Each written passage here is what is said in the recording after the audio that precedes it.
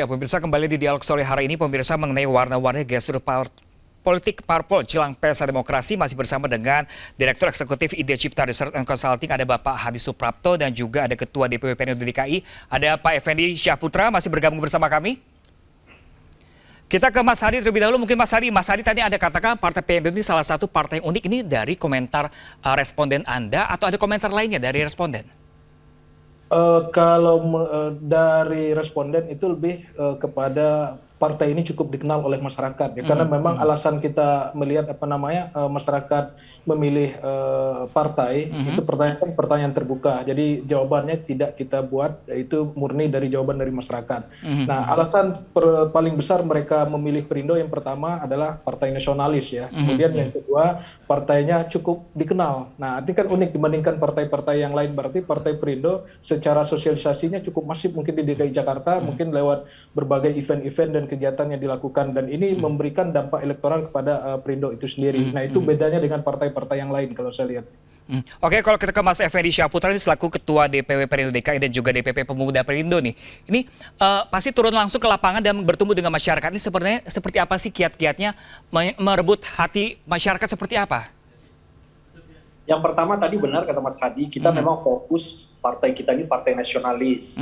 Jadi sesuai dengan namanya Persatuan Indonesia, itu yang kita gaungkan. Munculnya Pak TGB memang memberikan warna tersendiri, tapi yang harus diingat Pak TGB juga adalah seorang yang nasionalis sejati, sehingga ini semakin mempertebal figur dari Partai Perindo sendiri sebagai partai nasionalis.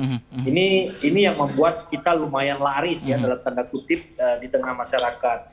Selain itu kita juga konsisten dengan program-program UMKM. Makanya kalau saya baca hasil survei tadi, banyak pemilih kita itu adalah kalangan anak-anak sekolah, anak-anak yang baru selesai sekolah dan kuliah, juga pedagang saya lihat. Jadi memang kaitannya dengan UMKM. Karena program kita selama ini sangat getol di bidang itu. Kita terus terus melaksanakan program-program gerobak Perindo ya, membagi-bagikan gerobak kepada pedagang UMKM, dan itu sangat masif sekali kita lakukan di masyarakat, terutama Jakarta. Tentu ini menjadi implikasi nyata dengan naiknya hasil survei kita. Kemudian juga kita sudah mulai bacalek ya, sudah mulai pendaftaran bacalek. Ada begitu banyak sekali bacalek yang masuk ke Perindo sekarang, karena mereka melihat Partai Perindo punya peluang untuk muncul sebagai kekuatan partai politik baru di parlemen, baik itu di Kebon Siri maupun di Senayan. Ini menjadi semacam alternatif baru buat mereka, tidak hanya kepada mereka-mereka yang belum berpartai, bahkan juga dari lintas partai sudah banyak juga yang mendaftar dan masuk lah istilah kita. Bahkan juga teman-teman yang sudah duduk di parlemen pun sudah jauh-jauh hari juga melihat partai ini dan sudah membangun komunikasi bahwa kemungkinan pun mereka akan bergabung dengan partai ini. Tentu menjadi sebuah kampanye yang cukup bagus buat kita. Nah, tapi yang paling penting adalah bagaimana konsistensi kita terus menjalankan program-program partai ya. Nah, ini yang terus digaungkan oleh Pak Ketua Umum. Kita hadir terus di tengah masyarakat, bagaimana serangan-serangan udara kita, baliho, billboard, yang kita tunjukkan bahwa kerja-kerja Partai Perindo tidak hanya sekedar lip service, tapi memang betul-betul nyata kita turun dan membantu masyarakat di tengah-tengah masyarakat yang memang tengah kesulitan saat ini. Kemudian juga berbagai macam isu-isu keberpihakan kita kepada masyarakat kecil, kepada pelaku UMKM, memang itu terus kita gedor, sehingga para pelaku UMKM, pedagang kecil, para mahasiswa yang baru selesai dan pencari kerja, mereka melihat isu-isu dan program-program Perindo cukup menyentuh dan cukup mengena di hati mereka untuk menjadikan Perindo sebagai pilihan mereka di 2024 nanti, Mas. Kalau respon masyarakat sejauh ini seperti apa, Mas Effendi? Cukup bagus ya, terutama saya lihat di hasil survei juga di Jakarta Selatan ya. Dulu Jakarta Selatan itu salah satu daerah yang terpuruk lah secara suara, tapi saya lihat sekarang justru dari surveinya Mas Hadi, saya lihat justru Jakarta Selatan Perindonya bagus gitu. Ini juga artinya sambutan kita memang selama ini cukup baik ya. Apalagi daerah selatan itu adalah daerah yang salah satu yang kita sasar untuk melakukan perbaikan dari 2019 yang lalu. Begitu juga timur yang kita anggap tadinya menjadi daerah yang mungkin tidak baik bagi Perindo, ternyata di situ hasil surveinya cukup lumayan baik. Apakah ini juga salah satu dari bergabungnya Tuan Guru Bajang? Ini juga kita masih akan menelaah. Kalau memang arahnya ke sana, tentu program-program dengan menempatkan Tuan Guru Bajang akan kita arahkan ke daerah timur. Begitu juga beberapa daerah terus kita terus kita lakukan perbaikan baik barat, utara, pusat. Nah ini daerah-daerah yang menjadi daerah pertarungan politik yang paling keras mungkin di Jakarta. Semua hasil survei dari YCRC kita akan pelajari, kita akan melihat di mana titik lemah kita untuk kita perbaiki. Karena bagi saya, Mas, sebenarnya hasil survei ini ya seperti ramalan zodiak juga ya, yang bagus-bagus kita yakini, yang tidak bagus diperbaiki ya kita perbaiki. Kalau memang itu ada yang kurang ya kita perbaiki, apalagi ini hal kaitannya dengan pemenangan pemilu. Tentu saya masih melihat beberapa catatan saya bahwa yang paling utama adalah undecided voternya masih 52%. Jadi masih area kue pembagiannya itu masih gede banget gitu. Jadi itu yang mau kita sasar. Kemudian kita lihat ada beberapa DPD kami yang tingkat kabupaten kota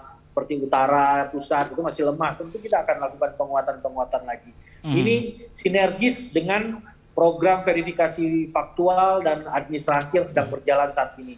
Kita diuntungkan mengikuti verifikasi, tentu ini dengan adanya verifikasi ini akan terbangun konsolidasi dan kita akan panaskan lagi mesin-mesin kita, mesin-mesin politik kita yang selama ini mungkin tertidur, yang selama ini mungkin diam.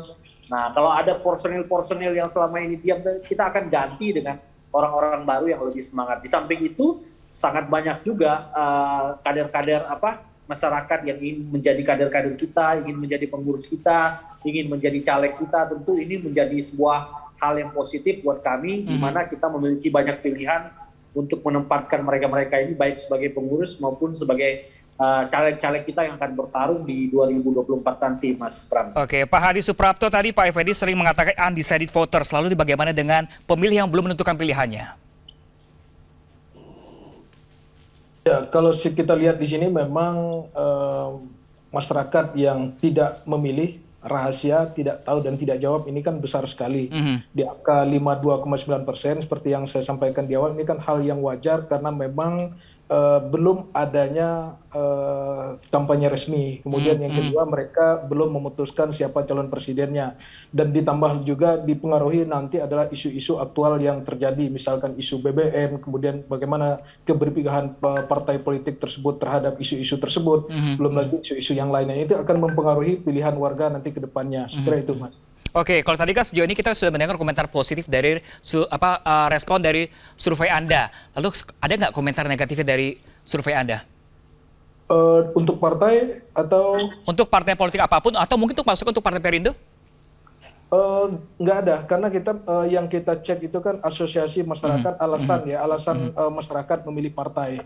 Lebih ke sana ya. Kemudian ada bermacam-macam ya alasan, ada partai nasionalis ya paling besar di DKI Jakarta, alasan masyarakat memilih itu. Kemudian yang kedua misalkan partai Islam, kemudian yang ketiga partainya SBY, kemudian partai yang tegas, konsisten, pilihan sejak dulu. Ini kan biasanya kalau pilihan sejak dulu ini partai-partai besar yang notabene punya pengikut yang sudah dari lama ya. Nah, PR saya mungkin untuk partai baru seperti Perindo dan partai-partai nasionalis lainnya sebenarnya kuenya masih besar karena masyarakat Jakarta memilih partai itu yang pertama adalah nasionalisnya. Berarti ini peluang bagi partai Perindo dan partai-partai nasionalis lainnya untuk bisa bekerja maksimal untuk merebut hati masyarakat di sana. Nah, di sisi lain juga ada partai-partai seperti partai nasionalis yang dulunya seperti PSI yang urutan keempat di Parlemen DKI Jakarta dan kemudian nanti akan berpeluang untuk terlempar dari parlemen, dan ini menjadi pintu bagi partai-partai nasionalis lain untuk bisa merebut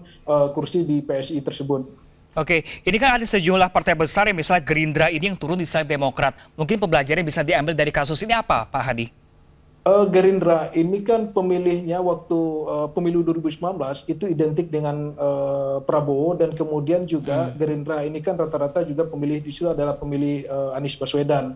Kemudian di situ juga ditambah dengan hari ini Gerindra punya capres sendiri, kemudian Anies Baswedan maju sendiri. Kemudian yang kedua, mundurnya ketua DPRD, ketua Gerindra DKI juga ini memberikan dampak elektoral kepada Gerindra khususnya di DKI Jakarta.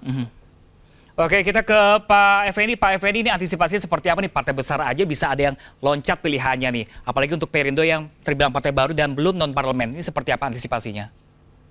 Ya tentu beberapa kader-kader unggulan kita yang nanti kita akan terjunkan ke caleg, mereka sudah paham lah ya bahwa prospek di Partai Perindo ini memang cukup bagus.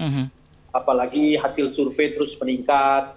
Jadi memang tidak ada penanganan khusus, kita harus menjaga kader-kader kita supaya tidak loncat, karena itu memang hak semua politisi, di mana tempat yang mereka yakini cukup berprospek buat mereka, mereka akan menetap. Tapi di mana apabila dia sudah merasakan tidak memiliki prospek buat dia, mungkin dia akan mencari tempat yang nyaman dan sesuai dengan dia. Saya pikir setiap politisi punya pilihan, begitu juga partai politik. Tentu kita punya banyak strategi bagaimana untuk menjaga kader-kader maupun aset-aset berharga kita yang nanti akan berkepentingan di pemilu 2024 nanti. Jadi sebenarnya Partai Perindo tidak khawatir dalam posisi itu, karena dalam posisi sekarang justru kita lebih banyak didatangi daripada ditinggali ya.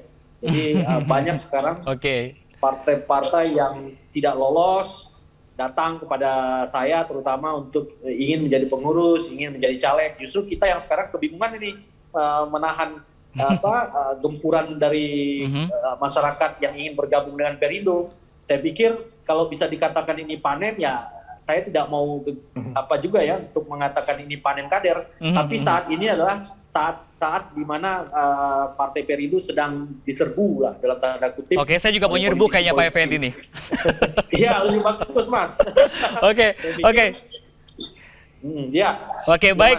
Baik, terima kasih banyak Pak Effendi Syahputra selaku Ketua DPP Pemuda Perindo. Kita tunggu terus, semoga para Perindo terus menunjukkan tren positifnya, dan terima kasih juga untuk Direktur Eksekutif Ide Cipta Research and Consulting, ada Bapak Hadi Suprapto. Rusli, terima kasih banyak Bapak-Bapak, salam sehat selalu, selamat sore. Sore Mas, makasih. Ya, terima kasih Mas Prap, Pak Adi. Ya, terima kasih. Terima kasih Mas Effendi. Ya, pemirsa, kami masih akan segera kembali sesaat lagi untuk Anda, tetaplah bersama kami.